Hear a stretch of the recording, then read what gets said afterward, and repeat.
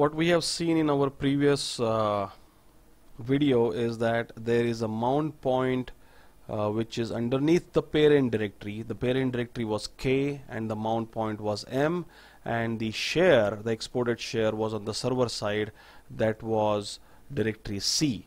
So now how we can get this thing automatically mounted, that is something that we'll see. The file name is etc auto.master. Now this is already created file. There are a lot of comments in this file. You can go through the comments and get more information, but what I'm gonna tell you is here anywhere actually in this file you have to write one line, and that one line is about the parent directory. In our case the parent directory was K, and what we are telling them, if we have to mount anything underneath the parent directory, any mount point underneath the parent directory, then please go and refer the instructions in another file, and the name of that another file can be anything, but I'm going to keep it for our namesake auto.k. So K is the parent directory, here also K is the parent directory.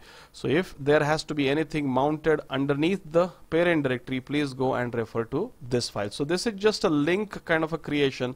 Please go and take a look at that file and execute the instructions over there.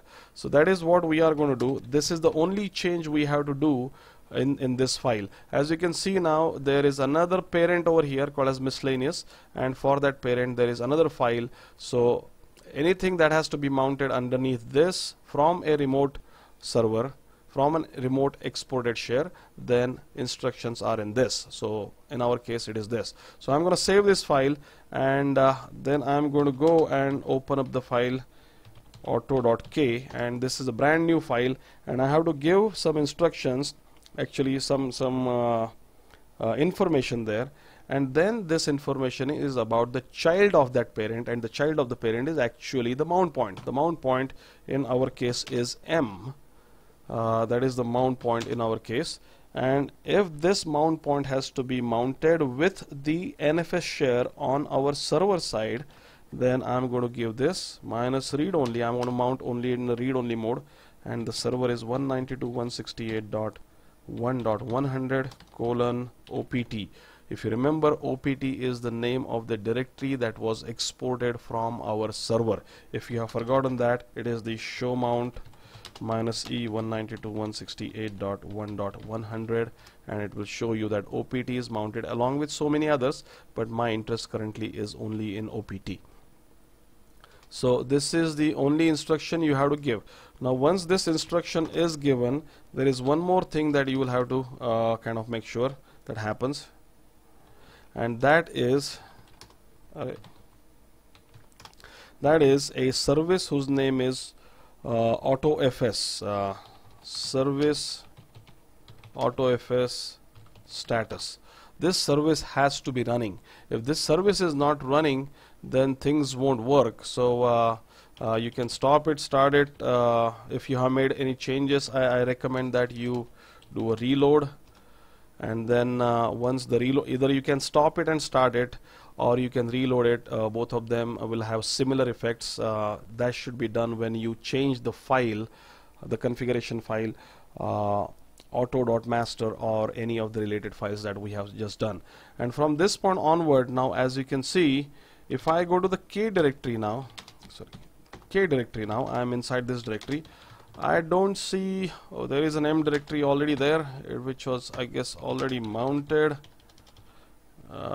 Once I go inside the M directory, I will automatically see that there is data there, and this was automatically mounted. I did not do any mounting for this thing, and now I can go to the docs, and I can cd docs, and I can see it. As you can see, the directory got automatically mounted when I do cd command inside the K and cd command inside the M. That is what happened, and you can also check it from this K and M is the mount point. It is not K anymore. K is the parent. Underneath parent there is a mount point, and this has been mounted from this side, from the server side. And when will it get released? Now I'm out of the directory. Now I'm not inside the M directory. I will still be able to see that it is mounted, but little later on, after some time has passed, if I run my df-h command, you will see that this has been automatically unmounted also. I don't have that much of time for this video, but that is definitely that would happen. So mounting and unmounting would happen automatically based on the configuration files. So again, let me give emphasis on the configuration file. The configuration files are vi etc auto.master.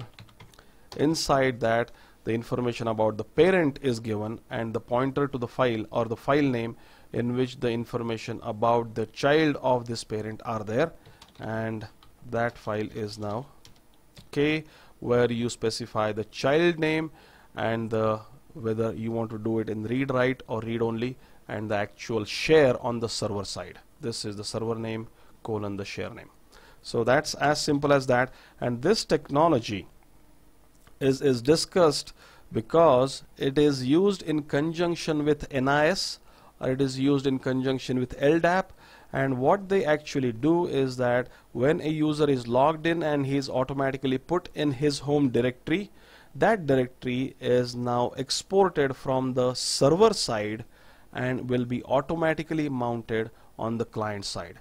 So that is like one of the greatest advantages that I have seen of auto mounting, and we will actually talk about auto mounting in again a little more detail when we discuss the LDAP issue, where the user would be logging in and whichever client he logs in, his home directory which is on the server side is automatically getting mounted on the client side on which he logs in.